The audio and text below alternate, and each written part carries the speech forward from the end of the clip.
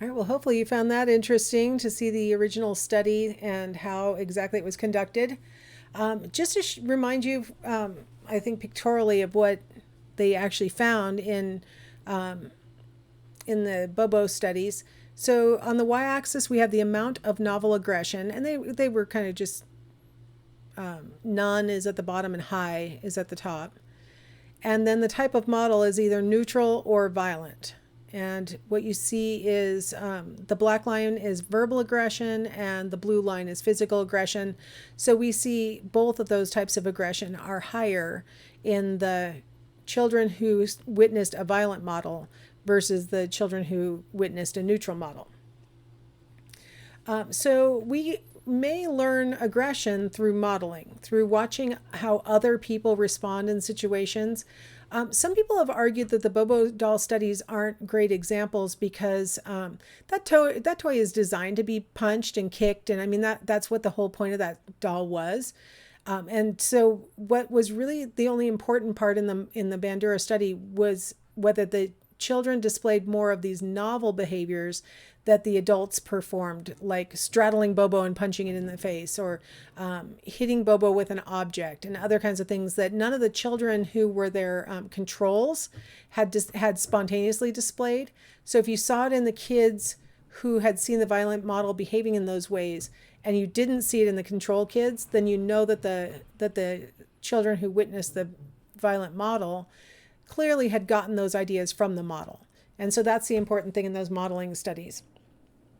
Now, with reinforcement, we're talking about, providing some kind of positive feedback that the learner wants as a sort of way to encourage aggression. And, I think there are probably certain circumstances where people are directly rewarded on purpose to try and get them to be more aggressive.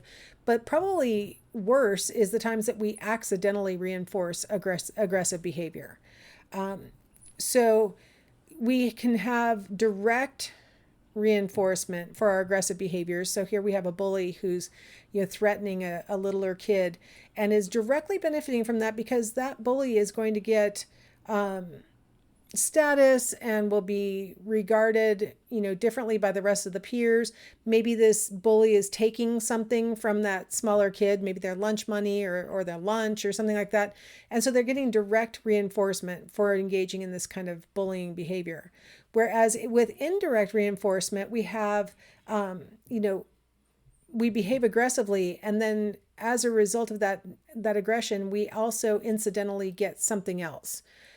So maybe we get mom's attention because we were behaving aggressively. And what we're being aggressive over is we want the teddy bear, but we're really going to get mom's attention too. And so we get like this extra kind of boost. And it's not something that is directly reinforcing, like stealing lunch money or getting status or something like that, but it's very reinforcing to get, now the aggressive one has to get a lecture, and now the aggressive one and they're getting all this attention for their aggressive behavior. So in the future, that you may see more of this aggressive behavior as they're looking to get the indirect reinforcements from that. Now, social norms. I thought I had something else after that colon, but apparently I don't. So social norms determine which acts are reinforced, right? So in some cultures or subcultures within a larger culture, in some families, some behaviors will be reinforced because it's something that family or subculture or larger culture values. So it's part of their norms. It's something that they want to see in their members. And other behaviors won't be reinforced, right?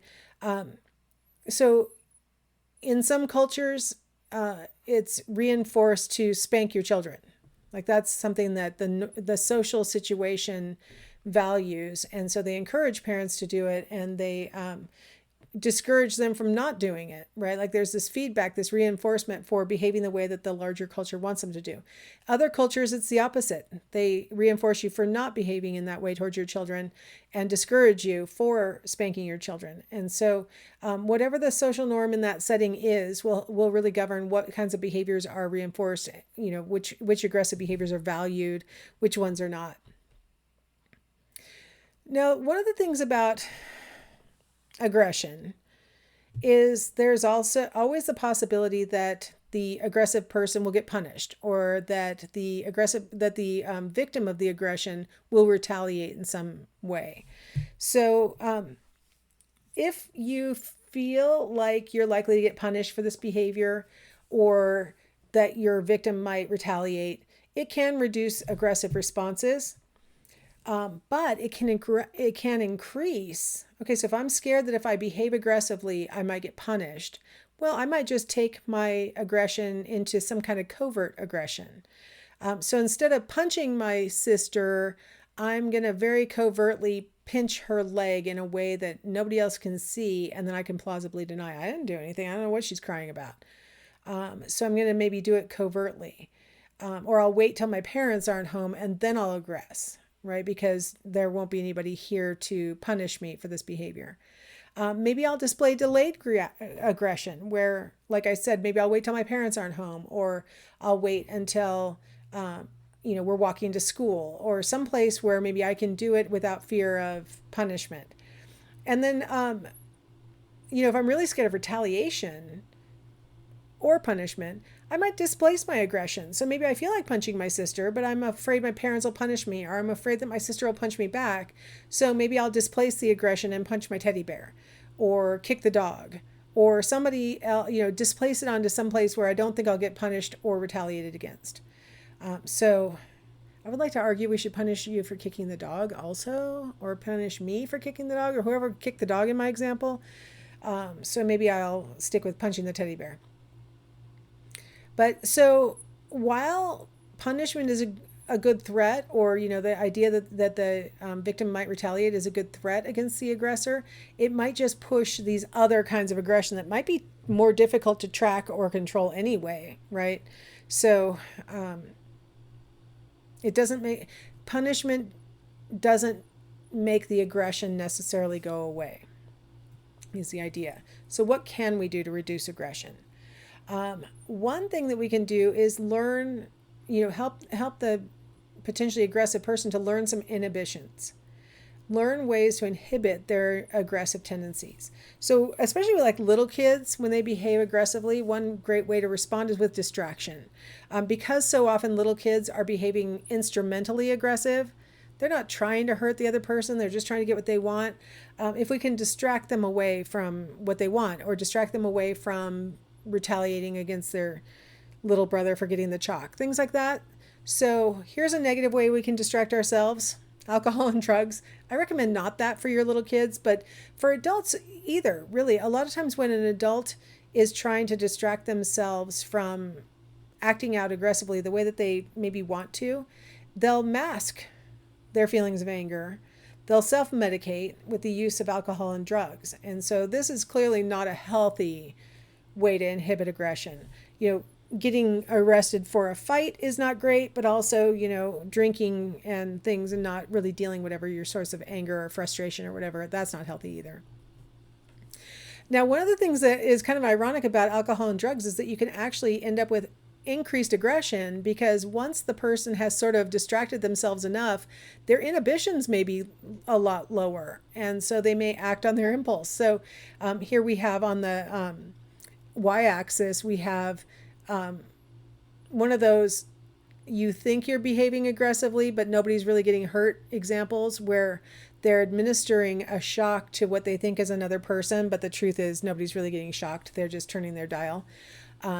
So the y-axis is the proportion of trials where the individual gave the strongest shock. We've got along the x-axis, we've got block number 1 of trials where there was no pressure administered. Block 2, mild pressure. 3 is strong pressure. 4 is no pressure again. The black line, the person consumed a placebo that they were told was alcohol, and the blue line, they consumed alcohol that was alcohol.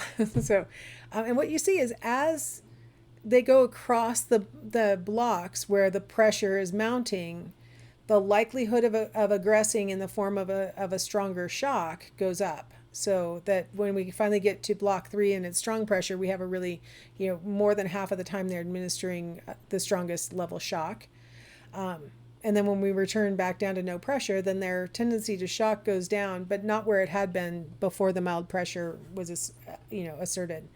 So alcohol and drugs might make us feel like we're taking our mind off of our, anger or whatever's making us want to aggress. But given enough pressure and enough alcohol or drugs, we might end up actually aggressing because our inhibitions are lowered. Another thing about alcohol and drugs that can make us more likely to aggress after we've used them is that I've already kind of belabored this idea of ambiguous social cues. Under the influence of alcohol and drugs, what could be neutral cues may be misinterpreted as threats or attacks. And so you may end up aggressing while under the influence of alcohol and drugs because you're misinterpreting the situation. How about displaced aggression? This is where we direct our aggression to targets that are weaker and less dangerous. So, we can use this to our advantage and actually, direct it kind of positively, or we can use it to our disadvantage and actually make ourselves into like worse people. Positively, squeeze the squeezy ball. Those are called stress balls for a reason, right? So if you're feeling angry or whatever, take it out on the stress ball. That's what it's here for. Punch the punching bag. Go for a long run. These kinds of things. If you can take those feelings that your body is experiencing and sort of, displace them into something more desirable that will also shed those stress hormones and things like that, you can end up feeling less aggressive when you're done. Apparently, if your Apple devices aren't working correctly, you could punch a punching bag with Steve Jobs' face on it. So these are safe things to do, and these are reasonably fine. I mean, it's hard to argue that it would be bad to squeeze a squeezy ball or punch a punching bag or go for a run. It's hard to argue that that would be bad. I think we can all agree that it would be bad if our weaker and less dangerous target is, a living creature, your dog or your child or something like that. Like, I think we can all agree that if you're mad at your boss and then you come home and, yell at your child or kick your dog or something like that, that's not a healthy way to displace aggression at all. So need a different strategy if that's the way the person is responding. But I think, like get them a punching bag. So I thought I'd share with you guys this because a lot of you are too young to have ever heard of a primal scream. So you have to listen to this. This is a funny one because it's instead of going full primal scream, they've decided primal scream, but without being loud. So I'll let you take a little break, go watch these primal screamers, and then we'll come back and talk about how this is supposed to work.